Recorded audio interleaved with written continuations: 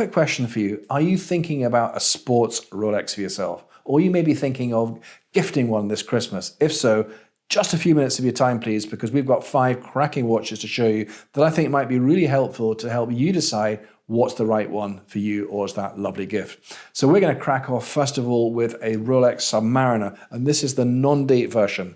This is an unworn 2024 example, absolute classic. This watch has evolved through the years, but it's very sort of 007 look, and as you can see here, very uncluttered dial, stainless steel, ceramic bezel, waterproof to 1,000 foot, accurate to 2 seconds per day. However, for some, well, you need the date, in which case we've got one of those too.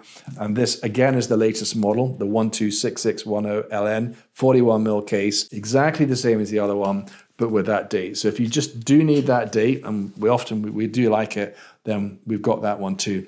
2.5 times magnification on there. It's really a good looking watch. This was the first Rolex I ever bought myself when I was 23. Back then, it was £800. How things have changed. However, absolutely lovely, but you may like a little bit of color in your watch, or that person you buy loves a bit of green, well, in which case, the Starbucks. This is the Mark 1 Starbucks, beautiful looking watch, all the same functionality of the one I've just shown you, but with that bit of green on the dial.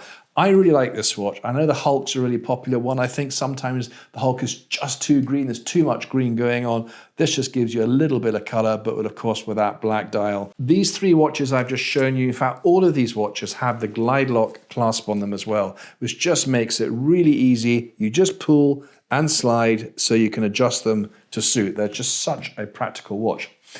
Now, the SeaDweller is, again, another tool watch like these watches I've been showing you. And in 2017, it was 50 years to celebrate the SeaDweller. And this is one of those examples with the red writing there. Case on this is 43mm, a little bit thicker, has the helium escape valve. This one owner watch was bought new, and when the owner bought it, really careful with his watches, he put like a sort of PPF kit on it. So like stickers all over the clasp, all over the case, and as a result of that, it still looks absolutely lovely now in this condition.